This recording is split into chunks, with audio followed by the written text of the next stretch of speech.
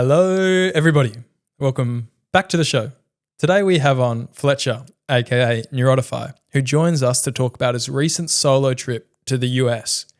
Expect to learn about watching Bronny and LeBron play together on opening night, hiking national parks like Yosemite, and cutting lines and sneaking into DJ events in Vegas, and how it has changed Fletcher's perspective and outlook on life. Fletcher, thanks for joining us. Thanks for having me. It's been hello, a few times. everybody. Do you like that intro? I rehearsed it in the car on the way here. Why'd you go hello, everybody, like that? I thought you were trying to like mimic someone or something. Yeah. Who? Modern Wisdom. Okay. He goes like, hello. Copyright strike. Everybody, welcome back to the show. That's how he does it. Nice. Was it good? It was good. Hey, Fletch.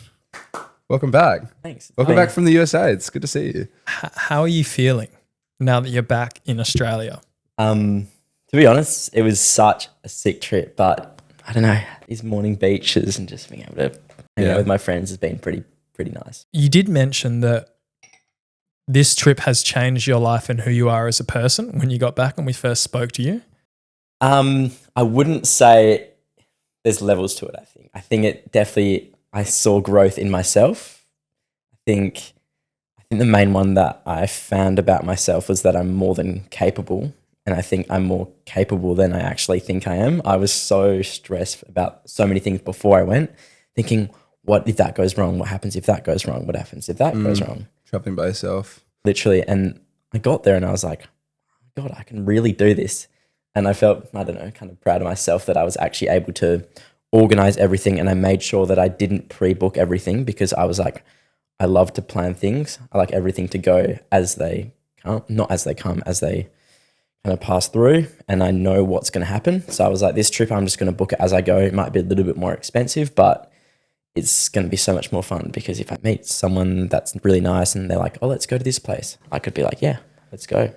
Yeah, I love that. It's almost born out of necessity a little bit because you are like, you don't really have a choice. Like you're going away by yourself. And so even if you mess up a few things and like, I feel like, and that's all comfort zone, and that's what everyone says, is solo travel is a great way to do that and meet new people. It's like, if you go traveling with 5 people, you go traveling and stay in a hostel with nobody, you're forced to go downstairs and talk to people and meet people from everywhere. It's almost, I don't know, you can implement that in everyday life as well, right? You can kind of put yourself in situations where you're forced, as much as you never want to be forced to do anything, but you can put yourself in situations where you're forced to do something which at the end of the day you're going to have a good time. Go outside of your comfort zone. Yeah. But I know we always talk about comfort zones and everything. It's just a big metaphor for that, I guess. One of the big things with traveling is it really changes your perspective, especially on the world and how big the world is and all the people. But I couldn't imagine doing that solo for such a long period of time and how much that would even more shape your perspective as you're figuring everything out on your own. You don't really have a buddy with you the whole way through to share that experience. It's quite literally for you. Yeah, I think that was probably the biggest thing because, I don't know, I felt before I went on this trip, I was feeling really, I can't physically put a word to it, but I felt like this. Bit contained. I felt so contained. You're about to, yeah. I think maybe that's a placebo thing as well because you're about to go away and you're like, okay, like this is just, everything just annoys me now because so keen to go. But yeah, that's interesting you say that because everyone gets a little bit. Yeah, so I think the biggest thing for me was I just felt that living in a small-ish area, we seem to think, oh, it's the best place in the world. Yeah. It's such a nice place to live. And it is. It's amazing. There's probably no place better than where we live, to be honest. Yeah. But there's so much more than just Perth. I think it's a bubble. It is a bubble. And I think escaping the bubble and realizing there's so many beautiful places that you wouldn't even think are beautiful. Like there's so many kind of cliches about America with with all that kind of stuff. But I think it's such a beautiful place in the world. There's nothing like it, beautiful honestly. People. Well, for a bit of context, where did you start? Yeah, true. You probably should run through that. All right, yeah. So for context, I basically, when I booked my flights, shout out Grandpa, he helped me with this process. Shout out Grandpa. Let's go. Real. So, well, you finished your degree. Yeah, finished my degree, which was great. And yeah, so I was just like, you know what, let's book a trip. I've got nothing else better to do. And got a bit of money to spend. I did spend a lot. That's okay. Money comes back. Memories don't. Abundance mindset. So I started in Tokyo. I flew Perth to Singapore, then to Tokyo. Stayed in Tokyo for 3 days. That was really epic. I stayed in a really cool hostel. The pods? The pods. I stayed in the pod. The pods are huge. So just ventured around Japan. That was pretty. It wasn't as hard as I thought. The Google Maps helped me with those trains because those train lines are just like next level. It's interesting because it feels like I've never been to Japan, but from what I've heard, there's still some that, you know, that Eastern culture that exists there. Like it's as much as, you know, there's been a massive part of trade and there's been a massive part of world affairs. They have been less influenced by or less Americanized. They've still kept that really, really, I guess, different culture, and people. That's why people quite. You've spoken about culture shock, right? Yeah. Was that when you were in Japan? You kind of got a little bit of culture shock. Yeah, I think it is very different to what we have here. I think the hustle and bustle there. Yeah. It's chaos. It is chaos there, but it's organized chaos. Yeah. And people, they wake up early, they go to work, they work long hours. Like I met this random fella on the street who's from India and now he's living in Tokyo, and he says it is just the work culture is crazy there. Like you're working 12-hour days, 6 days a week there. Yeah. And they all go out at night every night, and I don't know how you can sustain. And he said the pay isn't good, but that's all you can do. Like Just seems like the people are all working for something like bigger than themselves. I don't know how they get that sort of, I guess, sentiment, because if you know, in other places, and I guess in Australia we're lucky, we have, you know, the Fair Work Ombudsman and whatever, but people are very, you know, quick to complain about working long hours, and there's protections and stuff in place, but there it's almost like you're contributing to something bigger than yourself, and maybe that's some sort of nationalism, or maybe that's some sort of, I don't know. I really, it's special. I've culture. heard, and it's similar to Singapore. One of the biggest differences with those countries is the nightlife. Every night there's always so much open, so many people out. Yeah. Like in Perth, you go out, say at 9:30, 10 on a Tuesday night. there's nothing. There's nothing. But every night in those countries, there's always people out. There's always something on. There's a much better culture, like nightlife sort of culture. So you can work those longer hours, finish the day, and then there's so much to go and do. Whereas here, it's you work long hours, you go home and spend it with your family. Yeah, it's pretty crazy, honestly. Well, moving on, you then flew from Tokyo to Los Angeles. That was probably the biggest cultural shock, I think. LA is just, it's honestly how they definitely fantasize it in all the movies and all that kind of field. It's dirty. There's a lot of bad parts as well. Yeah, there's a lot of bad parts. So I stayed on that part of the trip. I stayed in Santa Monica, which was honestly beautiful. One of the coolest places I've ever been to. Some of the nicest sunsets I've ever seen. So if you're ever going to LA, don't stay in LA. That would be my recommendation for anyone. Stay in Venice Beach or Santa Monica, like the whole foreshore there. You can, in the hostels they do pay, you don't pay them, but they give you tour guides. I had this guy who's written episodes for Family Guy give us a tour and had a really cool voice. And he gave us like a 3-hour tour around Venice Beach and all the cool parts. We went inside the pier, went all the way up to Venice Beach, saw Muscle Beach, all the skate parks and all that as the sun was going down. And I met some really nice people there who I ended up going to Malibu. One of the guys hired a Tesla for the day. And we went to Malibu, and oh my God, boy, one of the coolest. I'll never forget that drive. How long was the drive? It was about an hour and a bit. Okay. But Tesla would have killed that as well. Like it's just so fucking there's effortless. so much traffic. That's what Dad always talks about, how effortless. He's like, watch this, and then he'll accelerate, and just like, it's so effortless. It's so effortless. Feel like that we do it. culture shock though, in a bad way, you were saying. There's a lot of drugs, a lot of people that come up to you. Like I would be sitting on the train, on the bus, and people just, I didn't really feel just come safe. up to you and try and talk to you. Yeah, they just talk to you, but they're not obviously in a healthy mind. And it is a little bit scary, but they're actually trying to have conversation, but it's that kind of feeling what's going to happen here. It's just more people, right? And it's just more people from different backgrounds. And that's why I guess it's just a big mixing pot. So yeah, it's You're going to get obviously probably a lot more of that, but that's, I guess I feel like, as we're going back to talking about being sheltered and being in the bubble, we can get a very, very warped perception of what the world's like, because obviously pretty, anyway. But interesting. So it's good to get out and see that sort of thing, even if it is confronting. It definitely made me appreciate where we live. Well, one of the things I'm super jealous of that you got to do while you were in LA was watching LeBron James and his son play together on opening night. Wild. How Honestly, ticket availability sounded wild. Yeah. So I actually did that. So I went LA to San Fran, then I did that 2-week hiking tour. And then I went to San Diego, and then when I was on that last day of the tour guide was like, man, I've never been to a Lakers game. He's a massive Lakers fan.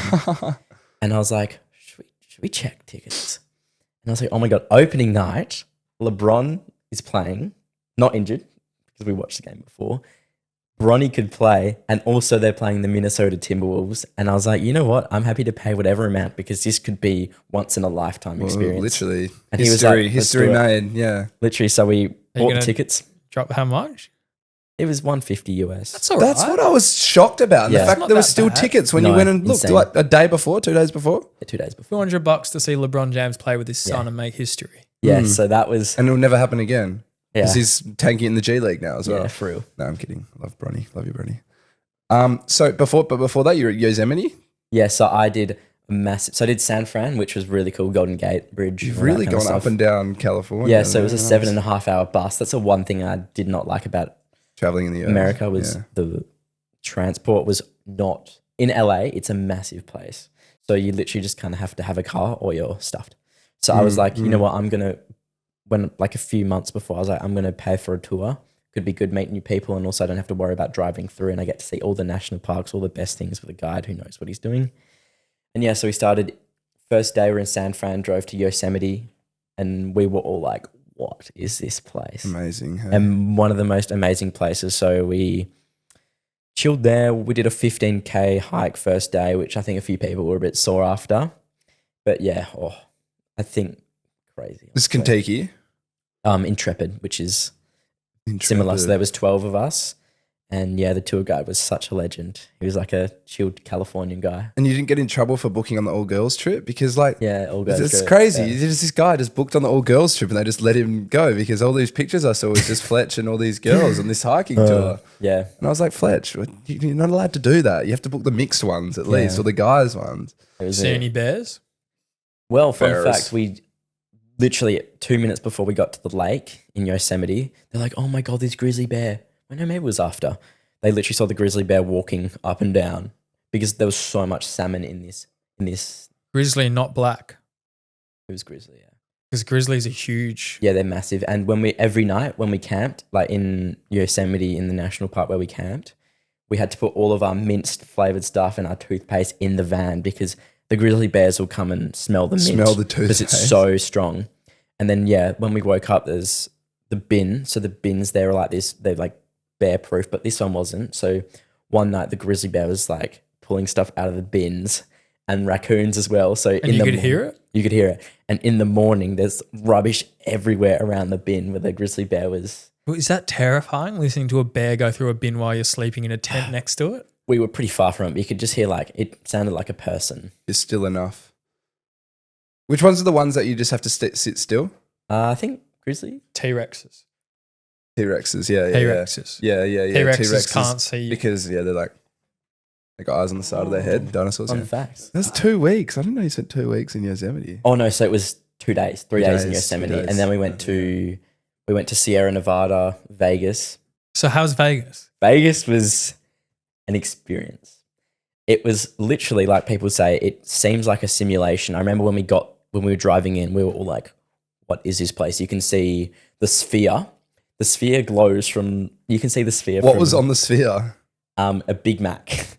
It was literally a massive Big Mac on the sphere. Imagine the cost of that. It's ridiculous. Crazy. But yeah, then so we walked in and we were like talking about Vegas the whole time. Yeah. Like we were all so excited for it. So we checked into the hotel and we walked around and seeing the Eiffel Tower, Statue of Liberty. The culture shock for Vegas. Oh, I don't think it's a real place. I can't imagine living there. Like you walk into these So Caesar's Palace and all. We did like a day where we went through all the hotels and the casinos, and it was just, it cannot be a healthy place to live. Proven unhealthy place to live. Yeah, we were there for 2 days, and everyone was like, "All right, let's get out of this place." Right.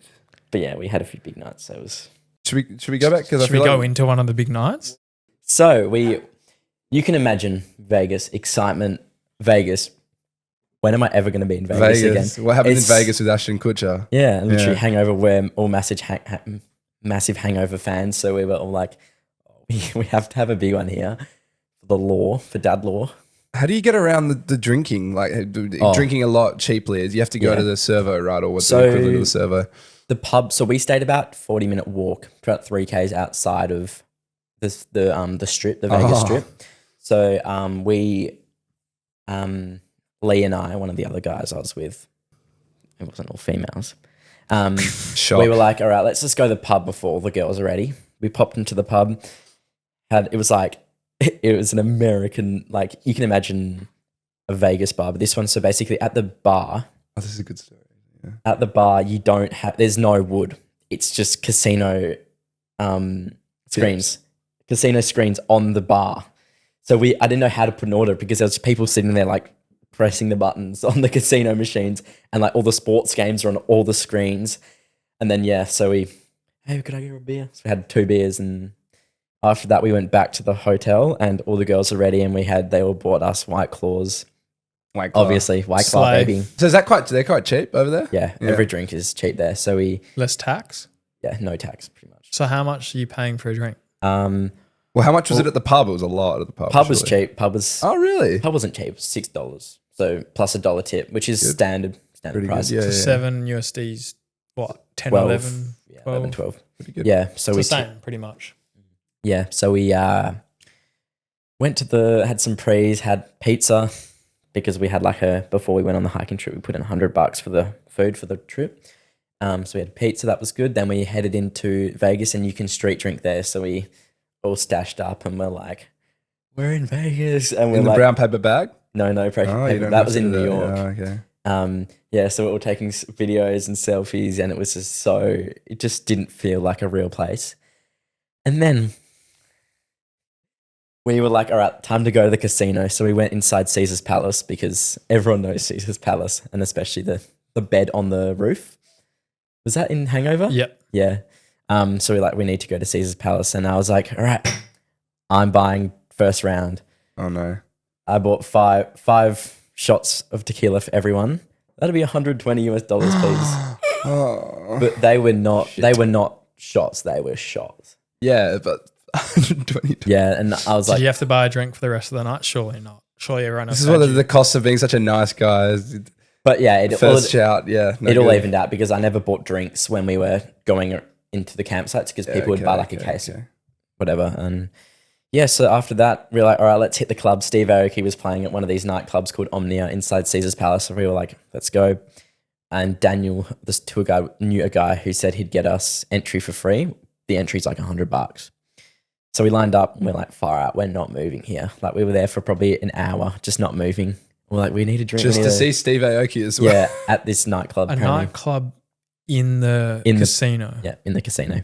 The line was huge. See, Perth is just not on that level. Well, they just got to do everything possible to make money, right? They're the best money makers in the world. Anyway, so one of the girls on the trip and we were like, all right, let's just go find, because the other people were like somewhere else, and we were like, all right, let's go find them.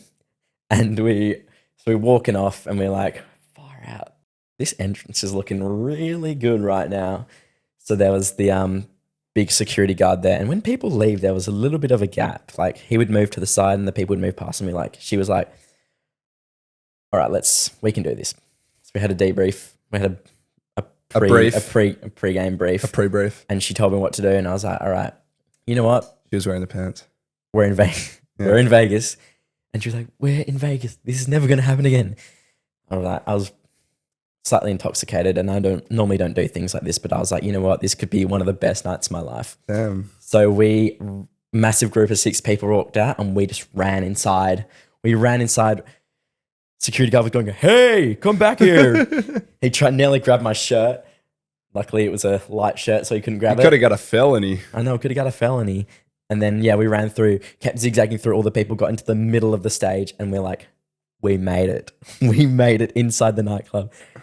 And then we're like, that is not Steve Aoki. It wasn't Steve Aoki. Steve Aoki finished his set. Oh. So we were like, Steve Aoki's not that good anyway. we just wanted to get caked.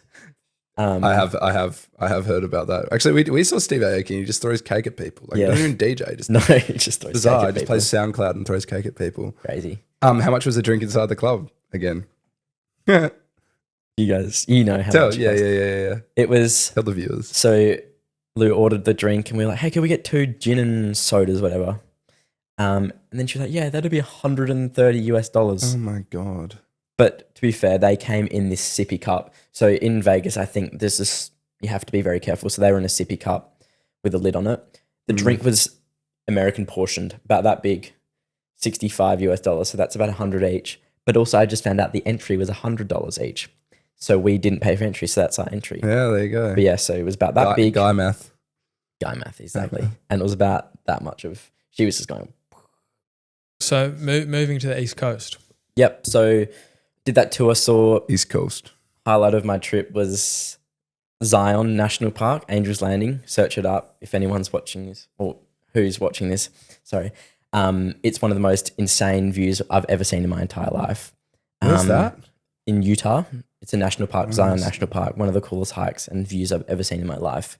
Still can't believe it. Anyway, did Bryce Canyon, Gown Canyon, and then ended in LA again, San Diego, LA, where I watched the basketball game, then went to Chicago, and then I went to watch the basketball game in Chicago, then went to New York, and I met up with a girl called Liv who I have mutual friends with in Perth. She's from Perth, and she was like, I met her at the pub one time and she was like, oh yeah, come stay with me and my friends. And I was like, all right, great. I'll stay with you guys. And yeah, so I stayed with them for Another girl. I'm sensing a pattern here. Girls only apartment. Anyway, sorry. Anyway, yeah, so when someone comes calling for free accommodation in New York, especially $200 a night. Yeah, I was going to say, was it like a shoebox? It was a little bit. It was a shoebox with personality. Where'd you sleep? I slept on the pull-out couch, in their living room. Have you ever seen those memes where it's like a New York sports team will lose and it's like New York fans going back to their one by one apartment, like and sitting under like the stairs in like Harry Potter? It's crazy. It's just ridiculous. And the rent's pretty expensive there as well. But we were in such a good area, and I was so happy. Like, I'm so lucky that I was able to stay with them because there was 3 of them, and they were all really, really nice and made me feel really welcome, always helping me out, and I was, giving them drinks and food, so they were happy with me, I hope. They would have been very happy with you, I think. They would have loved to have an Australian. Well, they're Australian as well. Yeah, they would have had a love cool It's Australian like that guy. scene in Love Actually with that guy, the Brit that goes to the bar, and it's like the 3 American girls. Do you know what I'm talking about? That is Where he's like, he can't get any girls in the UK, but he goes to So the US, and it's like stereotypical. because he's got his accent. Well, nothing like that happened. What do you call this? Bottle. You know that one? Yeah. It's like, what do you call this? Water. Table. Oh, table. Yeah. That is a great scene. It's probably a bit of a stereotype, I can imagine, but Yeah. or maybe it isn't. I don't know. It was kind of catching a similar. But yeah. See any celebrities? Yes, I did actually. So when I was in LA, I saw Diplo walking his dog, and it was pretty cool.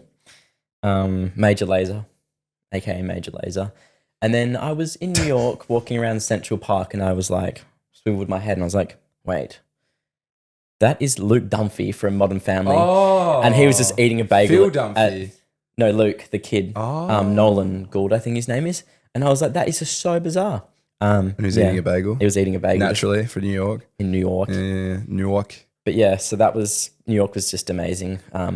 We had such a good time that they took me to a few house parties. It was Halloween as well. So we all dressed up on the subway in our bizarre clothes. Where'd you go as? It's like a scene in The Joker. Yeah, literally. So first day was Halloween. I dressed up as Justin Bieber. And we were all pop stars. Should have gone as Catwoman. So I got them to permanent marker me all the tats. Yeah, then wore a beanie, a singlet, and then Drugs. Justin Bieber does drugs. Happiness. Like the orange pants. No, I'm not saying you. No, I'm saying Justin Bieber long does pants. drugs. Yeah, Yeah, he the does. orange pants from prison. Should have done that. And then spray paint. what'd you dress as the next night? I Duty. dressed up as An elephant. So we were the circus. Oh, that makes sense now. Yeah, I was just wondering so why you dressed everyone- up as an elephant. It looked like something else, and I got a bit of stick for that, but the nose looked like something else. Anyway, really cute though. We went, thanks. So we all dressed up as a circus, and one of the most iconic moments happened was when the party, it was 11:30. I remember this vividly because I was just in shock.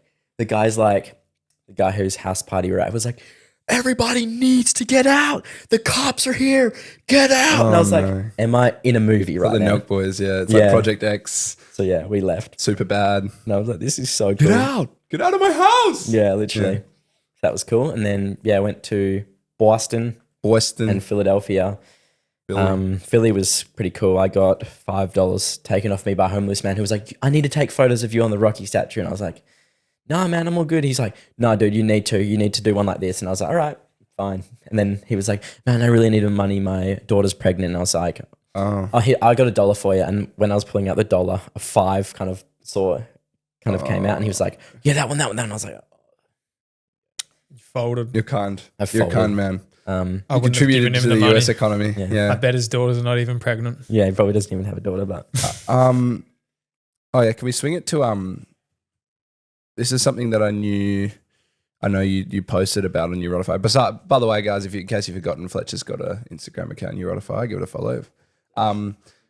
You talked about post trip depression and post so this is and obviously it's a superficial thing, right? Like, you go on a great trip, you're lucky to go on a great trip, you're lucky, and like I'm I went on I'm going to talk about exchange, and everyone hates it when I talk about exchange, but I went on exchange. I was so lucky to go on exchange.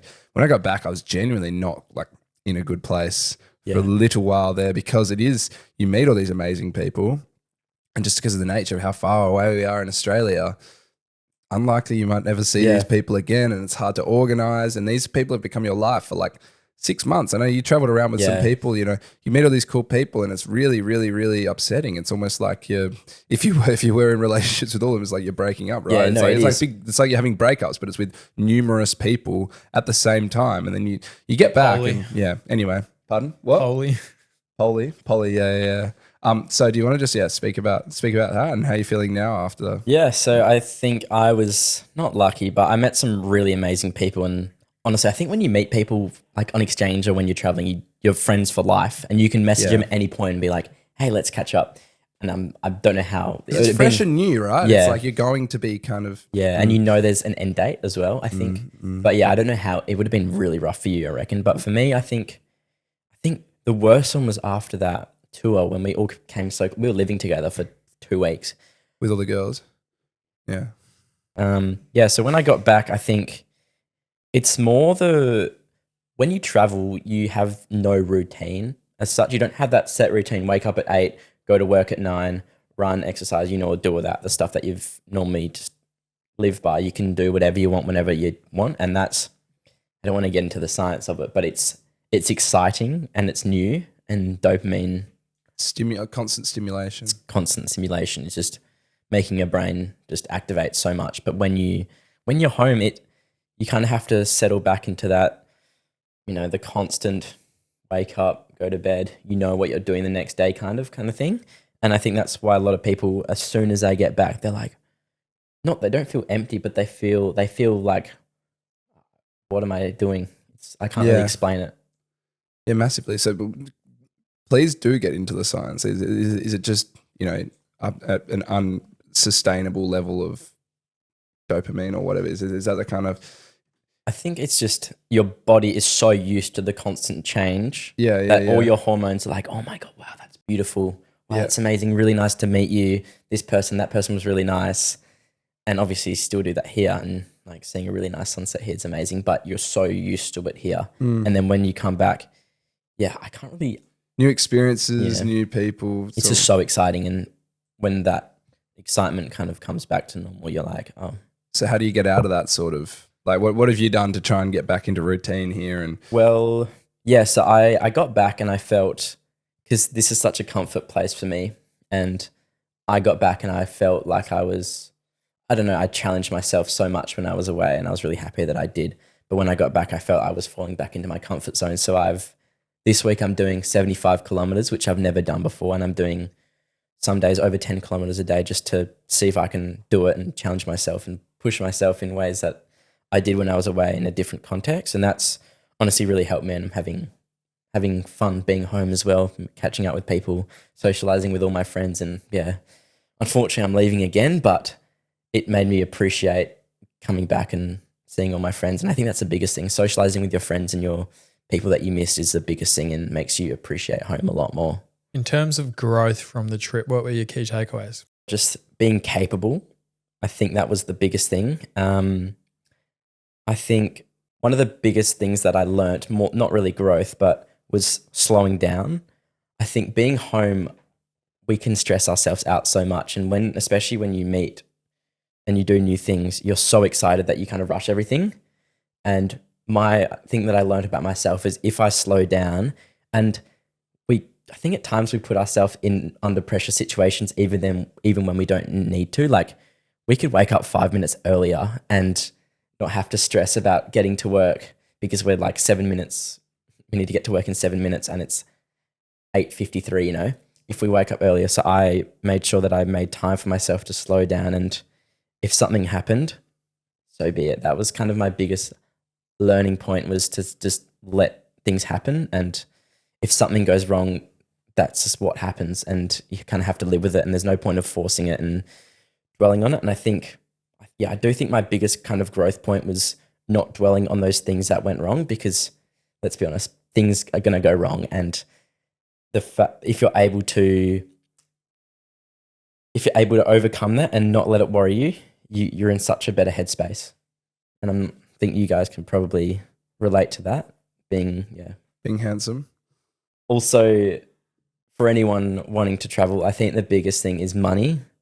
And some of those experiences, it is a big barrier. It is a big barrier. But when you're there, and especially when you know you've got the money, so I obviously saved for a few years to make sure that I could have a good trip. And there was a few times where I was like, this is so expensive. Like going up the Rockefeller Center to see that amazing view in New York, I was like, it's so expensive, but it's like money will come back. And how much was that? It was like $80 US, but it was, 60 US, but it was at the end of my trip when I was like, I really need to save money, but also, especially because I'm going away again. But it was one of the coolest things I did. And it's like those opportunities, they're not going to come by anytime soon, and you kind of just have to do it because you could see something that just makes you go, wow. So you're saying the experience was worth the money? Oh, definitely. Bank accounts had a bit of a downfall, but I don't regret any bit of money I spent, because everything that I did, I think, just worked out so well. And even when it didn't work out, it worked out. Like something else happened. People find a way. When one door closes, another one opens. Which leads us to the new door opening in your life, which is studying audiology at the University of Melbourne next year. Congratulations. As a master's. Congratulations. It's quite a tough thing to get into, right? Yeah, honestly, I got that offer the day I left. So I checked my email. Did you put Neurotify on your resume? I did, and I think it just shows passion, maybe. It gives you a unique selling point. 100%. Yeah. So I had a few online interviews for that, and I was like, 90 people get let in every year, and my marks were nothing flashy. And yeah, I felt really confident with the interview. And yeah, when I was away, I got a few offers. I got one at UWA, and I got in at Queensland and Sydney, but I was like, I really think Melbourne would be a great place to live for me. And I was so happy that I got in there, to be honest. And yeah, now in February, I'm heading over there to study there for 2 years, which is kind of sad. It's really nice being back, but I don't know. I think it's something that I need to do. Do it then. I need to do it, yeah. I think this episode's been very informative, whether it's learning about just what other countries are like and the culture shocks, or even the benefits from a change in perspective on life from traveling solo. And it's fascinating, all the little different intricacies. And I'm sure you could never do it justice with explaining it. You just have to experience it for yourself. There's so much more I could have said. And obviously talking isn't my strong point, but if you have the opportunity to solo travel, I couldn't recommend it any higher. Like you notice so many things about yourself that you probably haven't noticed before. And I think it's just kind of putting yourself out of your comfort zone in a new environment with new people. You notice so many things about environments and people and who you really want to be friends with, I think, as well, because What you value in people. Yeah, and your value in people and why you want to hang out with certain people. And yeah, like you get to meet so many unique people from so many different parts of the world. And I'm friends with these people that I was friends with for 3 days, and you can see them at any, like I said, oh yeah, come stay with me in London when you're there next. Like seriously, if anyone's thinking about it, it would be one of the best experiences of your life. So what happens when you're open-minded? Like to go and do that in solo travel, you have to be ready to be open-minded. And so when you get a whole bunch of open-minded people together, maybe they're all extroverts or maybe there's some introverts, I don't know. But usually there's pretty, Yeah. It's scary though. It's so scary. Yeah, it would have been. I was so scared, but I don't know. It's just one of those things. I was just like, I'm not like, if I miss a plane, so be it. And yeah, it's just going to another country, especially when you don't know what's going to happen. Well, thanks very much for coming on again. What's this, your 4th time on the This is pod? going to be a last time in a while. I think it's my 4th, yeah. And I appreciate you for having me on because I love talking to you too. Well, I learned a lot today. I learned a lot about Fletcher today. I learned a lot about Fletcher, but Maybe also too much. I learned a lot about the world today. Yeah. Yeah? Yeah. MC, Mr. Culture. This was a Mr. Mr. Culture, Culture but America. from America, from We didn't even Fletch. get to the Europe part as well. It's nothing compared to it. It's just Different beast. USA changed. My life's a another movie. time. My life's a movie, bro. Mm. Well, if you're still watching, still listening, wherever you are, in a car, at work, In the going USA. for a run, Tom Riz going for a run. Shout out Tom Riz. Thank Wherever you are in the world, actually. You could be in New Zealand. We are an international podcast. We have international audience members throughout the world. Fletcher's zoning out. I think it's time. I'm deep in thought. I think it's time for us to wrap up. But thank you very much if you're still listening to the end. Really appreciate it. Please like and subscribe. See you next week. And I can never ever. If you get lost, I press the rewind so you don't see now. I know I can tell that you a winner. I'm making key lime cause I was living in the backseat till you bag me. All my niggas never playing games like we bad street. When she's talking, feel like poetry in motion, and I feel like I'm chosen. When she look at me, I'm getting lost up in that ocean. Everywhere in motion, they ain't got a notion. I wanna tell the world.